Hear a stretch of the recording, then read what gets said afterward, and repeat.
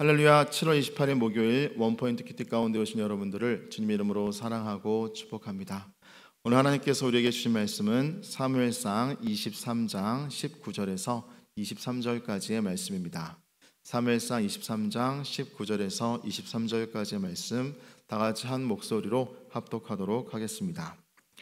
그때 10사람들이 기브아에 이르러 사울에게 나와 이르되 다윗이 우리와 함께 광야 남쪽 하길라 산 숲을 요새에 숨지 아니었나이까. 그러한즉 왕은 내려오시기를 원하시는 대로 내려오소서. 그를 왕의 손에 넘길 것이 우리의 의무이니이다 하니 사울이 이르되 너희가 나를 긍휼히 여겼으니 여호와께 복 받기를 원하노라. 어떤 사람이 내게 말하기를 그는 심히 지혜롭게 행동한다 하나니 너희는 가서 더 자세히 살펴서 그가 어디에 숨었으며 누가 거기서 그를 보았는지 알아보고 그가 숨어있는 모든 곳을 정탐하고 실상을 내게 보고하라. 내가 너희와 함께 가리니 그가 이 땅에 있으면 유다 몇천 명 중에서라도 그를 찾아내리라 하더라. 아멘. 이 시간에 충성의 대상을 분별하라 라는 제목으로 담임 목사님께서 말씀 전해주시겠습니다. 할렐루야. 자, 오늘 우리 목요일 맞이해서 오늘 우리가 또 말씀을 분별하는데, 여러분, 우리가 생업이 목적이 아니고 또 내가 진학하고 또 직장 얻고 결혼하는 것을 위해서 하나님이 존재하는 게 아니고 하나님의 영광을 위하여 우리가 존재하는 거예요. 자, 이 말씀이 피곤해 보이십니까? 여기에 이제 길이 있고 여기에 해답이 있는 겁니다. 믿음으로 오늘도 이제 아름다운 발걸음을 내딛기를 바랍니다. 특별히 오늘 이 다윗이 지금 이 10사람들이 있는 곳에 지금 다윗이 숨어 있습니다. 여러분, 다윗이 늘 도피하는 인생이었다 하는 것을 알 수 있죠. 거기서 고독을 배우고 거기서 1:1로 하나님과 관계를 배우고 거기서 하나님만이 우리의 구원주라는 사실을 아주 처절하게 몸으로 배우는 거죠.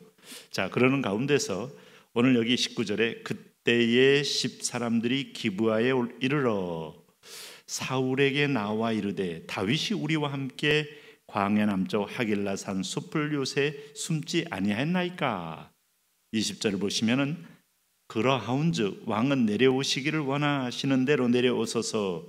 그를 왕의 손에 넘길 것이 우리의 의문이다 하니.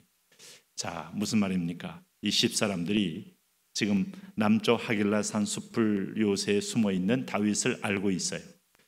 그래서 기브아는 좀 더 높은 곳이고 사울이 거하는 성입니다. 여기 하길라는 좀 낮은 곳입니다. 그래서 내려오시기를 원한다 하는 말은 그저 군사를 끌고 내려오면 도관의 든지를 잡으라 이겁니다. 사실 10사람들은 유다 사람입니다. 다윗은 유다 지파 사람이에요.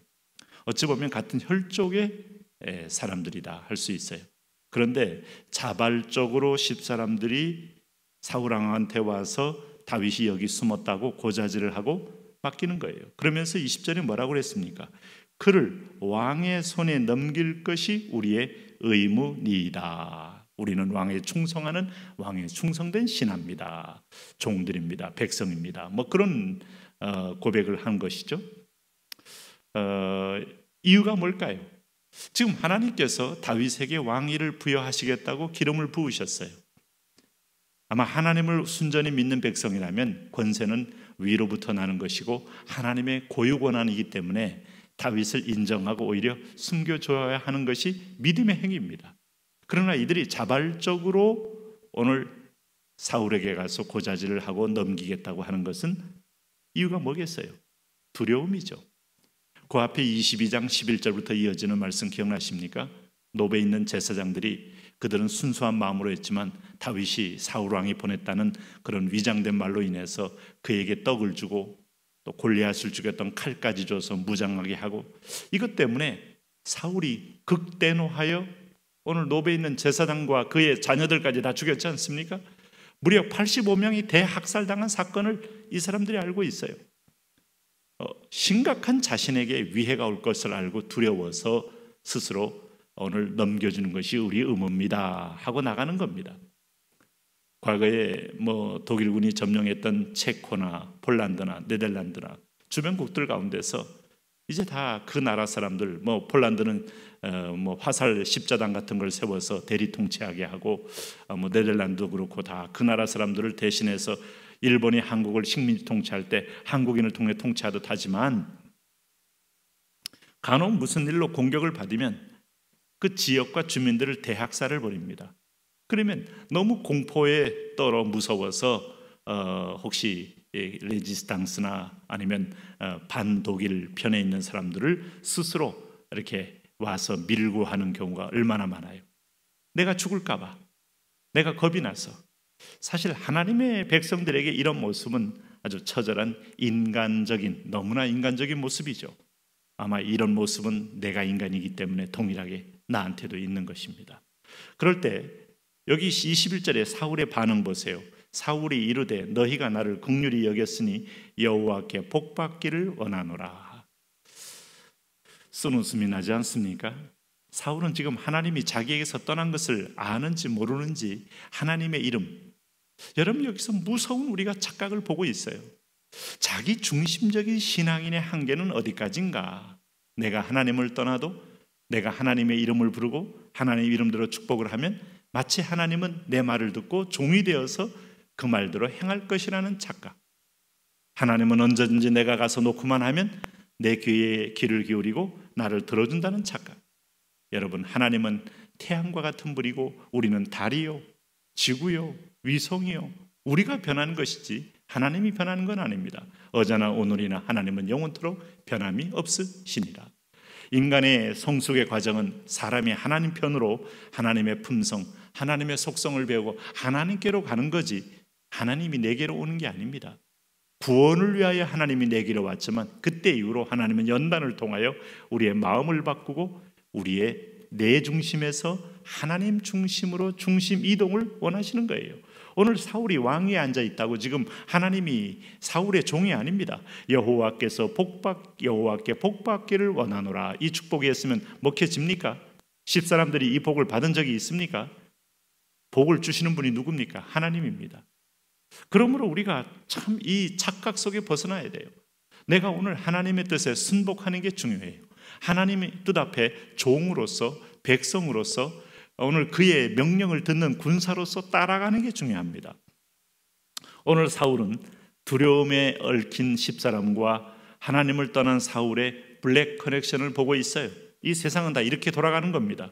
22절에 보면 어떤 사람이 내게 말하기를 그는 심히 지혜롭게 행동한다 하나니 너희는 가서 더 자세히 살펴서 그가 어디에 숨었으며 누가 거기서 그를 보았는지 알아보고. 자, 드디어 이제 여기 남쪽 하일라산 숲을 요새에 숨어있는 다윗을 일일이 찾아보고 내게 이제 고하라 이겁니다.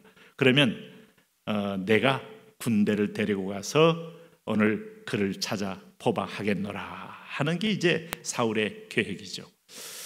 재미있는 표현은 여기 22절에 그는 심히 지혜롭게 행동한다. 뭐 이것이 이제 뭐 계책을 가지고 교활한 계책을 가지고 움직인다 하지만은 우리가 알고 있는 다윗은 그렇게 교활성을 부릴 만한 그런 지능과 머리를 돌리는 사람이 아니에요.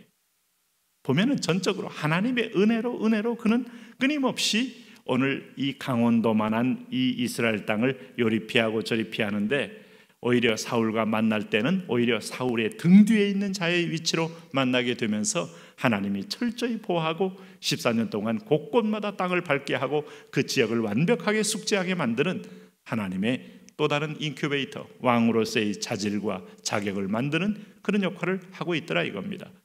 오늘 왕권이 있고 그를 동반하는 수많은 십사람들이 그의 편에 섰어도 하나님 한 분을 결코 넘을 수 없어요. 이길 수 없어요. 다윗은 온 세상이 나를 반대해도 나는 하나님 편에, 이렇게 되면 승리가 다윗에게 있는 겁니다. 오늘도 그 하나님을 신뢰하십시오. 편법과 여론과 대중의 인기보다 하나님의 뜻을 더 찾는 데 귀를 기울이십시오. 그리고 오늘 한 걸음 더 하나님의 뜻 앞에 가까이 가십시오. 이것이 성공의 길입니다. 하나님, 그런 지혜와 그런 분별을 가지고 하나님께로 더 나아가는 믿음의 행진 되게 하여 주옵소서. 예수님 이름으로 기도합니다. 아멘.